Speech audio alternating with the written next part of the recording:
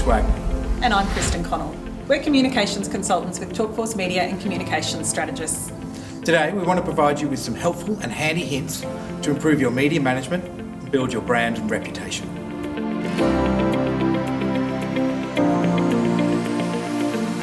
In Australia today, there's lots of different types of media that you can utilise to get your story out there. Whether it be television or radio, print or even social media.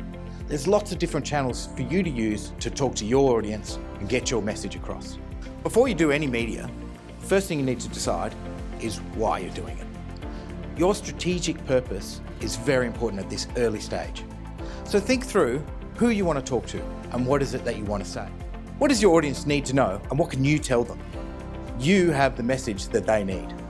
So, first thing you need to decide is what it is that you can say and what it is that you can't say.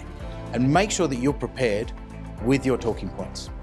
The second thing you need to know is what is it that you want the journalist to run as their story? Because they need you as much as you need them. So you need to give them the information they need so they can get a good story. But remember, they can't make you say anything that you don't want to say. There are a huge range of media types out there. You decide who you want to talk to and then tailor your message and your news angle to that media. It's important to prepare for a media interview. Some people might make it look easy, but really it's important to take our time and know what we want to say, who we want to say it to, and when we want to say it. These are things we should be thinking about long before we engage with the press. So how do we decide these things? How do we know who we want to talk to and how we want to talk to them? My best recommendation to you is watch and read. Watch your local TV news, watch national news, read papers, read local magazines, read trade magazines. Get out there and consume the media. If you don't consume the media, you won't know what feeds it. Now we want to talk about the different types of media that you can engage with. To begin with, let's talk about radio. Radio is a really important medium. People tend to listen to radio in the car or at work. Radio has a real immediacy about it. It's normally local coverage, although there are national radio programs. However, there's lots of different ways that you can engage with the radio. Radio newsrooms run every half hour. That's why it's really important to be quick in your response to a radio inquiry. It's also really important that you make sure you're not calling radio stations either on the hour or on the half hour, because that's when they're running their bulletin, and that's just going to be annoying. Finally, when you're doing radio, you want to try and keep your grabs, or the things that you're saying, your talking points, to around 10 seconds long. That's a good amount of time for people to listen and hear and absorb what you're saying. Next, we want to talk about television. Television's a really great medium, but you've got to remember that television is all about pictures. You've got to make sure that you're providing your news outlet with pictures as well as words. Television runs bulletins throughout the day, but the main bulletin is always in the evening. These half-hour bulletins will be full of little 1.5 minute packages. That's the ideal of what you're going for. You want to be one of those 1.5 minute packages. It's important to think about what pictures you're going to give the media that's going to help fill that package. What are you looking like? How are you dressed? Where are you? These are the questions you have to ask yourself before the camera arrives. In addition to the news bulletin, there's live TV. While live TV might seem scary, like live radio, it's actually much better because you control the action. You control the conversation and the direction that it takes. Next, we want to talk about print media. There's a couple of different types of print media. There's magazines, there's newspapers, and there's what we call street press.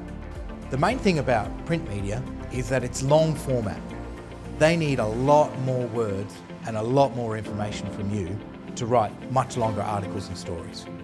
Regardless of your industry, there'll be what we call trade magazines. And these are a really great way for you to engage with an audience that's already engaged with your subject matter. If you want to test a story out, a great way to do it is through a trade magazine first. The thing about print media is it's long form articles. They need a lot more content to fill their columns. However, that doesn't mean that you should be rambling on. You should still try and keep your messages succinct and your grabs reasonably short. The other thing about print media is generally the lead time is much longer. Newspapers print the next day And some magazines have completed their content up to 3 months before the print date. That just means that you've got more time to prepare and ensure that you're saying the right thing and selling the right message. In addition to trade magazines, there are journalists that have what we call rounds. These rounds are specific topics that journalists have been assigned to cover. So for example, there may be a defence journalist or a health journalist. If you've got a specific topic that you're covering, it's really important that you make contact and get to know the person on your round. Finally, we want to talk about social media. While traditionally most people might not think social media is a place where news happens, it's 100% the place where news breaks. Social media is a really important way for you to control your message and to get your message out to journalists and the public at the same time. Have a think about your channels and what you use them for. You can take your channels and use them to deliver your media directly to those who want to hear about it. The media themselves are also on social media, particularly platforms like Twitter.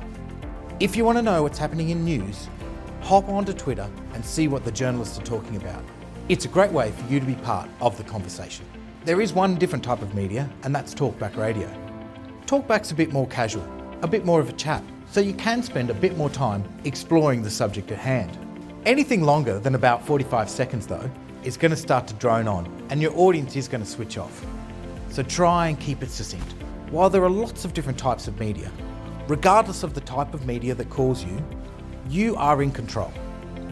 Don't feel you have to respond straight away. In fact, it's better to try and plan what it is you're going to say before you say it. Take your time. They cannot force you to do anything that you do not want to do. You are the one in control of that media interview.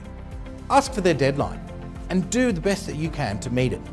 But if the deadline is ridiculous, and sometimes it is, it's okay to push back. When dealing with the media, there's two ways that you can make contact with them. Firstly, they can reach out to you, and that's great. When they do reach out to you, you just need to be prepared to ask the questions so that you can give them what they need. The other way is to develop relationships and reach out to them. It's not as hard as you think. Actually, it's not that hard. It's just like building a relationship with any other stakeholder or client. Whatever it is you do, be the one to provide them with the information that they need, because they just want a good story and you're the one that can help them get it. There are many ways we could engage with the media. Just a few of them are as simple as ringing a journalist and getting to know them.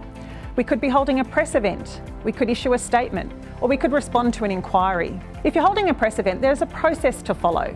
The first thing you need to understand is the deadline of the media you want to invite. What is their publishing cycle? If they publish weekly, for example, then deadline day, they are flat out. Do not contact them on Wednesday if Wednesday is the day they go to press.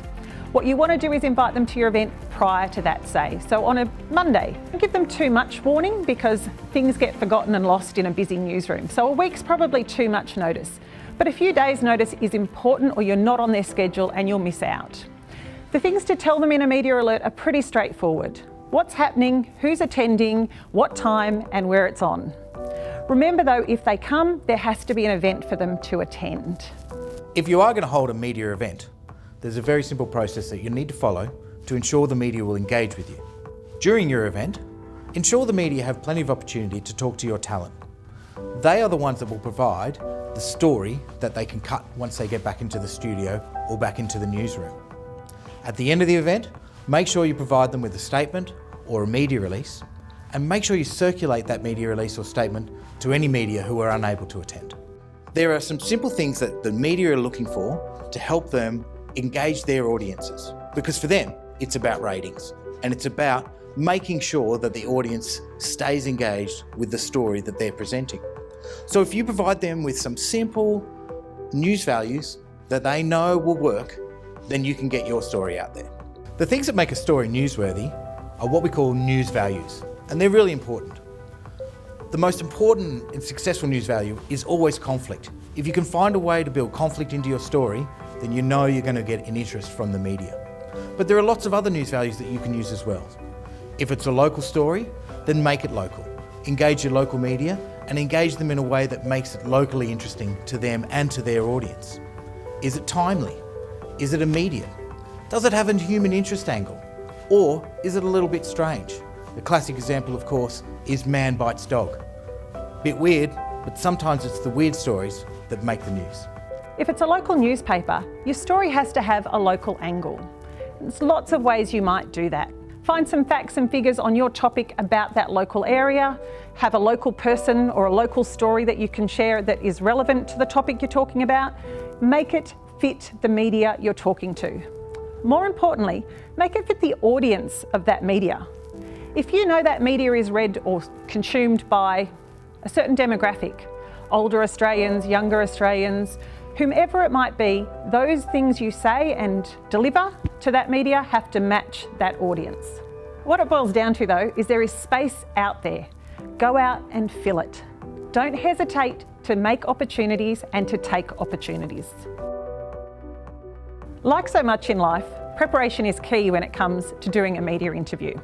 There are a couple of things you can do to make a media interview as successful as possible. The first and most important is developing key messages. If I said to you, you can only tell someone 3 things about your event, your organisation, or the topic you want to talk about, what are those 3 things? They are your key messages. Remembering more than about 3 things is really hard for most of us. Don't go into an interview with 10 pages of stuff you want to get through. Not only will you forget a lot of it, we will be bored sitting at home, and that's the last thing you want. You don't want us to switch off. You want us to be engaged and hopefully remember what you had to say to us later on and do whatever call to action you had for that audience. Make sure that you know everything that you need to know about those 3 or 4 points and that you can deliver that regardless of the question. Keep your key messages short and succinct. Think around 10 seconds long. Don't try and provide too much complicated information. It can be hard for you to say it, and it can be even harder to understand. In terms of key messages, the standard questions a journalist will ask you are who, what, when, where, why, how, and how much. You can use these to prepare your key messages. Once they're prepared though, run them past somebody, preferably somebody who knows nothing about what you're talking about.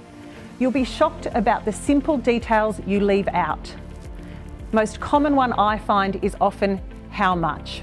We all know these answers in our heads, we forget other people don't know them. So practice with somebody and practice again and practice again. You don't want to sound as though you're performing or answering by rote, but you have to be comfortable enough with your key messages that you can use them to answer anything you are asked by a journalist. What you have to remember is that your audience needs the full story. That means they need a beginning, a middle, and an end. You know the full story, you've lived with it and you're familiar with it. And you forget sometimes that we don't have that same basic information. So make sure you have a beginning. This is the information people are most likely to forget. And for me, the beginning is, why is this important to my audience? Tell me why this means something to me. Your goal when you talk to the press is to have your messages resonate with those people sitting at home. And if it doesn't resonate, if it doesn't mean something to me, you have missed the opportunity. When developing your key messages, think really carefully about who you want to deliver those messages to. Who's your key audience? And write your messages for them. So, if you're trying to talk to teenagers, then try and write your key messages in a way that you know will relate to them. In a similar way, if your key demographic is 50 to 60, then you need to write your key messages in a way that will relate to them as well. Remember, the more you speak, the more you dilute your message. So try and keep your key messages succinct. Of course, no matter how prepared you are likely to be asked a question by the journalist that you can't answer for some reason. Either the information's not public, or you want to keep it confidential, or it's just not an appropriate question.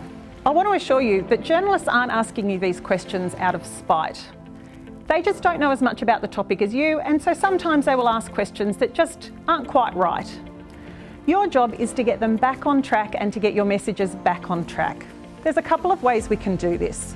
One is what we refer to as linking lines, which essentially allows us to say something to move from that topic back to the topic we want to talk about. A common one you'll see used all the time if you're watching the media is what I can say is, and then you go back to a key message. The one I like though is to reflect back some part of the question, to use some words from a question to make an answer that fits your key messages. An example of this would be if I was asked the cost of a program and I'm not allowed to make that information public, What I might talk about is the cost to the nation if we don't deliver that program.